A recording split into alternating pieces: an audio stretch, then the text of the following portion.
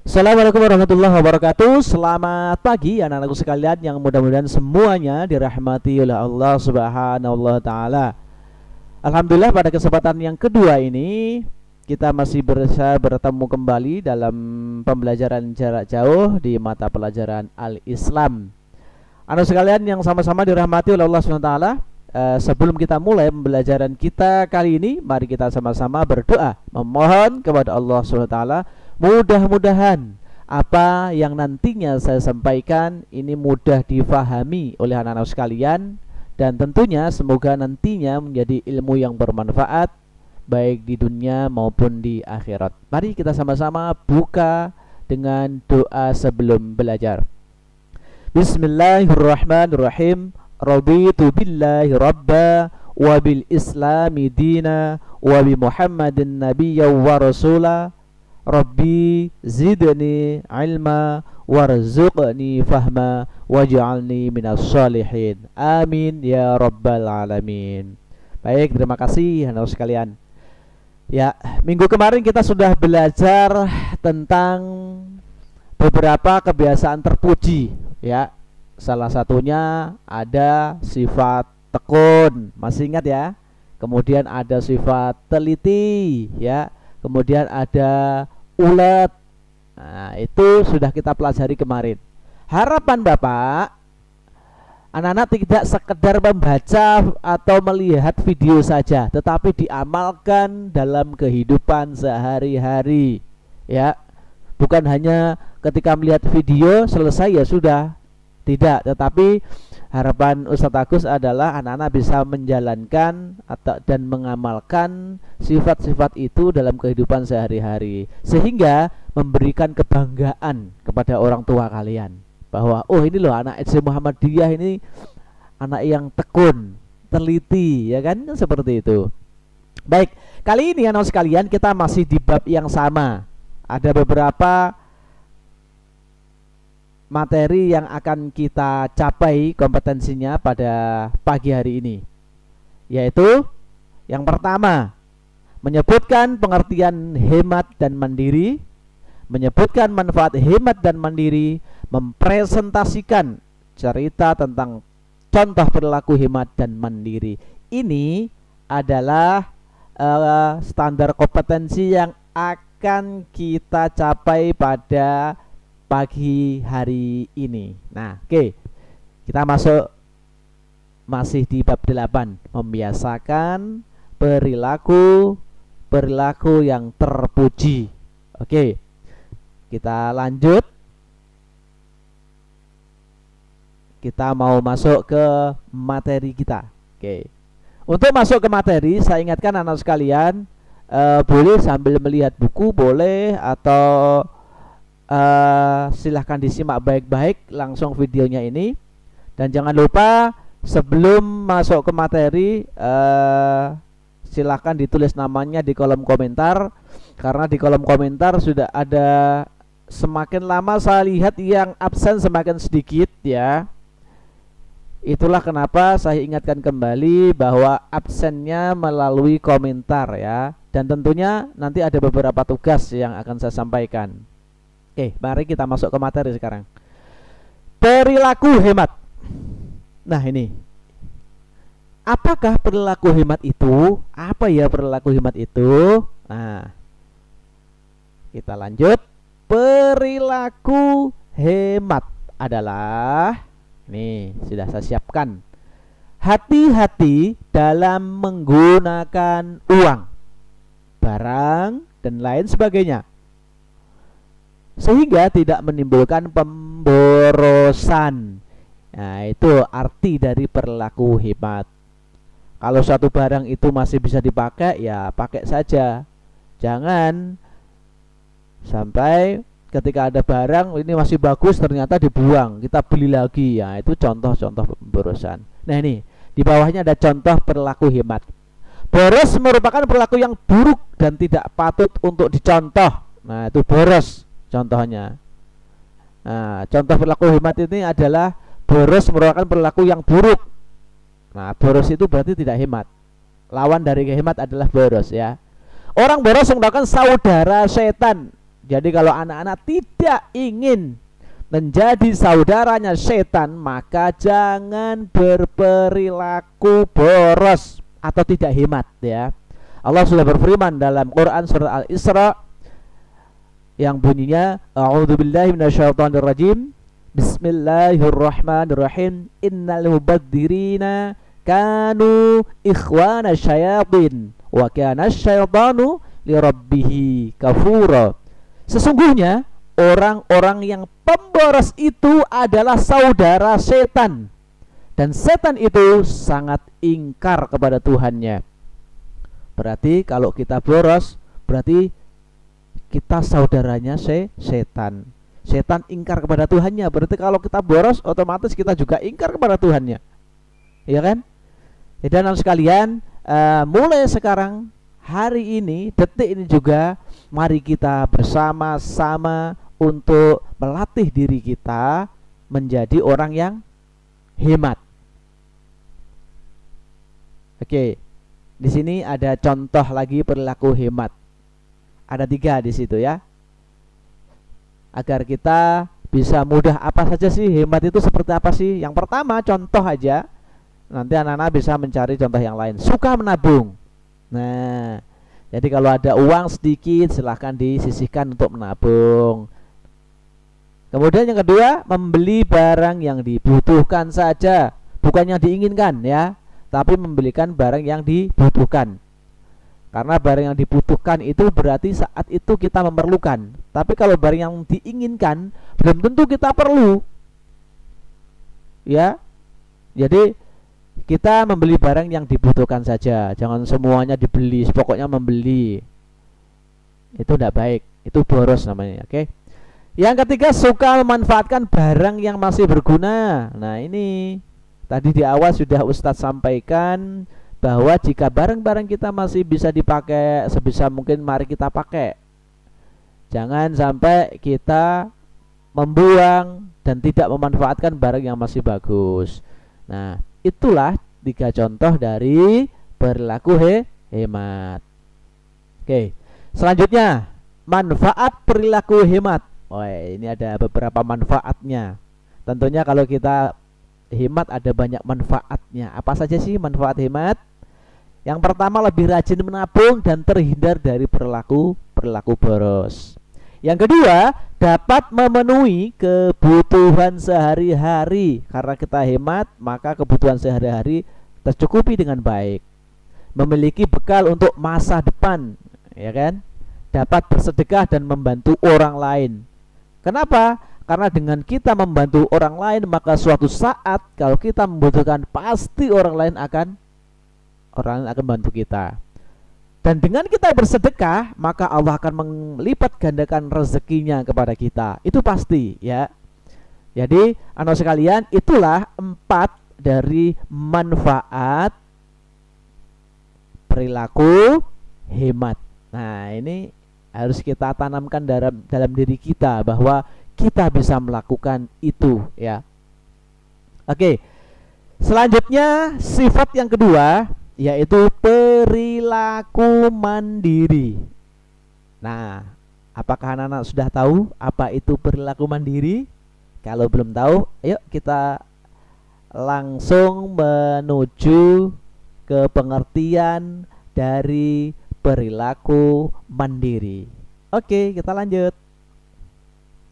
Nah, inilah perilaku mandiri. Mandiri artinya adalah tidak tergantung pada orang lain. Siapa yang mampu mandiri berarti ia mampu untuk bertindak berani. Orang yang mandiri itu orang berani loh ya, anak-anak sekalian. Berani apa? Berani mengambil resiko, berani mengambil tanggung jawab, dan tentu saja berani untuk menjadi mulia. Orang berani itu orang yang mulia. Keuntungan menjadi manusia yang mandiri adalah ia akan memiliki wibawa. Kenapa berwibawa? Karena dia bisa mengerjakan pekerjaan dia sendiri, bukan selalu menjadi parasit. Apa parasit itu? Dia selalu menggantungkan orang lain. Ya, mau makan harus disuapin, ya kan? Setelah bangun tidur, tempat tidurnya tidak dibersihkan atau tidak dirapikan, nah itu juga merugikan orang lain. Itulah kemudian bahwa perilaku mandiri ini sangat penting bagi kita ya, agar kita menjadi orang yang mulia. Oke, kita lanjut. Nah, di sini ada kisah tentang sifat mandiri. Yang pertama adalah suatu hari Rasulullah berpesan kepada sahabat-sahabatnya. Ini pesan Rasulullah ya, pada suatu hari, bahwa tidak ada makanan yang lebih baik dari apa yang diperoleh dari keringat sendiri. Artinya nanti kalau anak-anakku sekalian sudah besar, jangan sampai kita menjadi seorang peminta-minta ya. Jadi kita bekerja dengan keringat kita sendiri. Jangan sampai jadi orang peminta-minta, karena tangan di atas lebih baik daripada tangan di bawah. Memberi lebih baik daripada si penerima. Jadi maka dari itu, anak-anak sekalian usahakan untuk memperoleh makanan dari hasil keringat sendiri. Kecuali sekarang, kalau sekarang kan masih ada orang tua ya, ya tidak apa-apa, karena belum waktunya anak-anak untuk mencari makanan sendiri. Masih ada orang tua ya, anak-anak waktunya belajar masihan ya. Dan bahwa Nabi Daud tidak pernah makan kecuali dari hasil tangannya sendiri. Ini oleh Rasulullah dicontohkan Nabi Daud. Kenapa dicontohkan Nabi Daud? Nabi Daud ini Nabi yang luar biasa ya. Meskipun beliau ini miskin, tetapi sebisa mungkin dia makan dengan hasil tangannya sendiri, tidak pernah meminta-minta. Luar biasa ini. Hadis riwayat Bukhari. Yang kedua, kisah dari sahabat Rasul, yaitu Abdurrahman bin Auf. Setibanya di Madinah dalam perjalanan hijrah dari Makkah, ditawari oleh Sa'ad bin Rabi untuk mengambil separuh dari kekayaannya. Bayangkan, separuh dari kekayaannya disuruh mengambil saja. Namun ia tidak segera menerima tawaran itu. Ia hanya meminta agar ditunjuki jalan ke pasar untuk berdagang. Bayangkan, itulah hebatnya para sahabat Rasul zaman itu. Ditawarin separuh dari kekayaannya aja nggak mau, tapi dia ingin berdagang. Kenapa? Dengan berdagang dia bisa mendapatkan hasil harta dari keringatnya sendiri. Luar biasa ya. Seorang mukmin adalah pribadi yang selalu mandiri. Jadi kalau anak-anakku sekalian merasa seorang mukmin, maka anak-anak harus mulai dari sekarang ini selalu mandiri, bekerja keras, tidak segera menyerah pada keadaan, dan tidak mudah tergantung pada orang lain. Baginya, sempitnya lapangan kerja bukan penghalang. Ini bagi yang sudah bekerja. Kalau bagi anak-anak sekalian, sempitnya atau malasnya ya, itu bukan malasnya kalian, itu bukan penghalang. Maka dari itu lawan rasa malas sekarang untuk belajar ya, melainkan pemicu semangat. Jadi malas itu bukan penghalang. Jadi anak-anak harus lebih semangat meskipun dalam keadaan COVID sekarang ya. Oke, baik, kita lanjutkan tentang contoh perilaku mandiri. Nah, tadi sudah dikisahkan tentang kisah-kisah sahabat Rasul. Nah, ini sekarang Ustadz contohkan tentang contoh-contoh perilaku mandiri. Nah, ini yang pertama, kalau anak-anak sudah melakukan 3 hal ini berarti sudah luar biasa. Yang pertama, mengerjakan tugas atau ujian sendiri tanpa bantuan orang lain. Coba yang nomor 1 saja ini dikerjakan dulu ya, betul-betul niatkan dengan sungguh-sungguh bahwa saya akan mengerjakan tugas dari ustadz-ustadzah tanpa bantuan orang lain. Nah Pak, bagaimana kalau HP-nya ini bermasalah? Ya boleh dibantu oleh orang lain, tapi untuk mengerjakan soalnya itu anak-anak sendiri.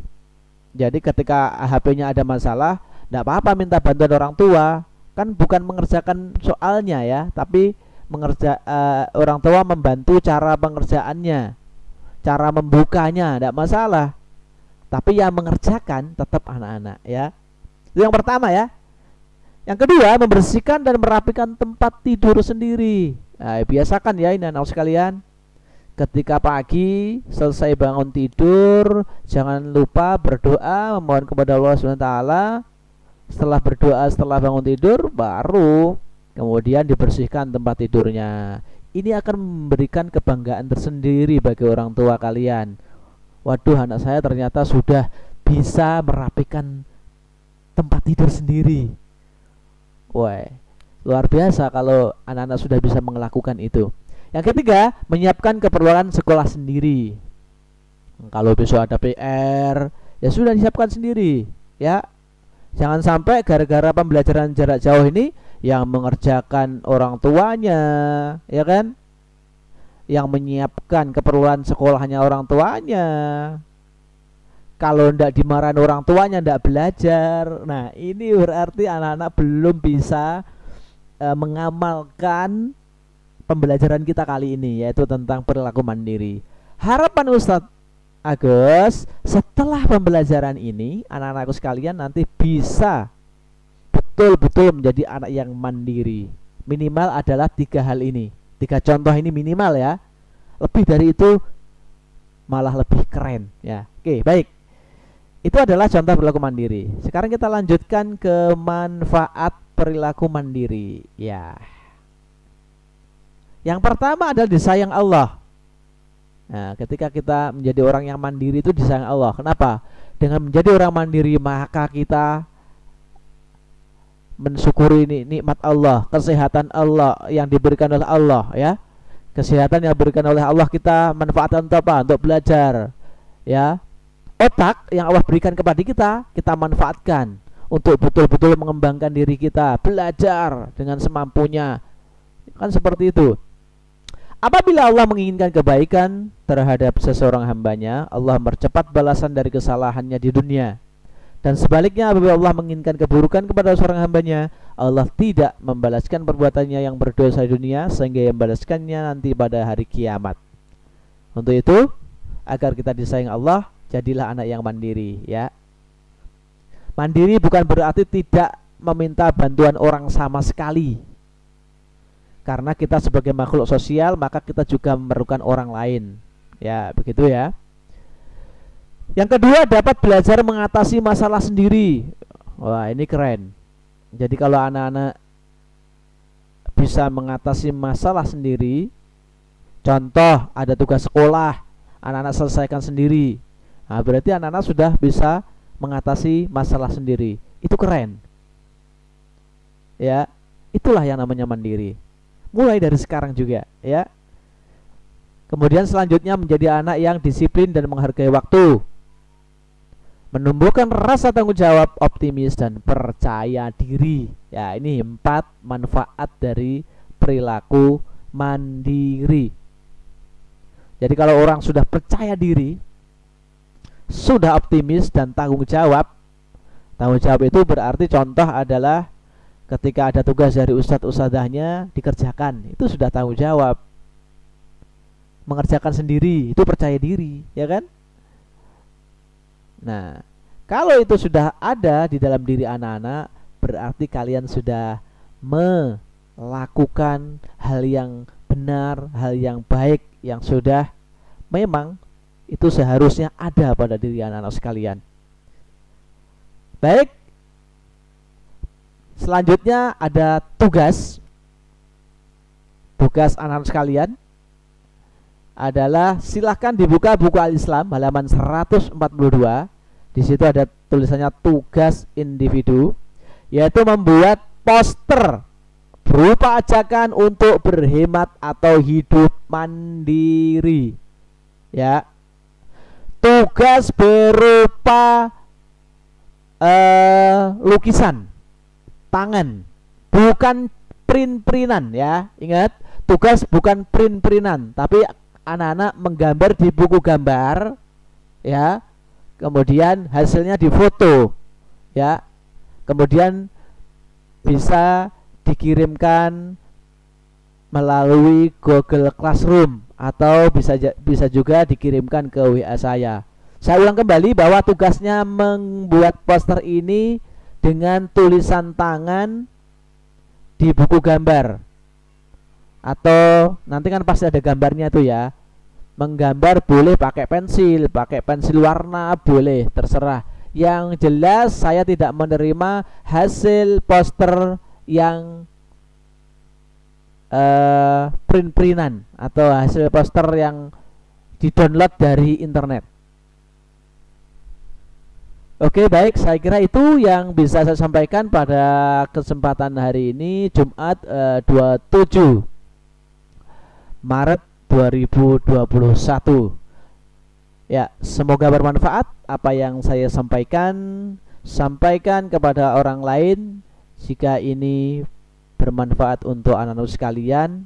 Dan tentunya harapan Ustadz Agus adalah anak-anak sekalian bisa betul-betul mengamalkan dua sifat tadi, ya, hemat dan mandiri. Baik, mari kita sama-sama tutup pembelajaran kali ini dengan doa kafaratul majelis, agar ilmu yang saya sampaikan ini membawa berkah, bermanfaat, khususnya bagi anak sekalian kelas 3 A, B, C.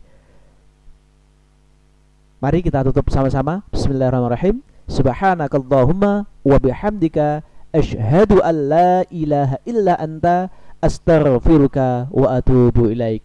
Maha suci Engkau ya Allah, aku memujimu, aku bersaksi bahwa tiada Tuhan kecuali Engkau. Aku minta ampun dan bertaubat kepadamu. Baik, kurang lebihnya mohon maaf. Nun wal qalami wa masturun. Assalamualaikum warahmatullahi wabarakatuh.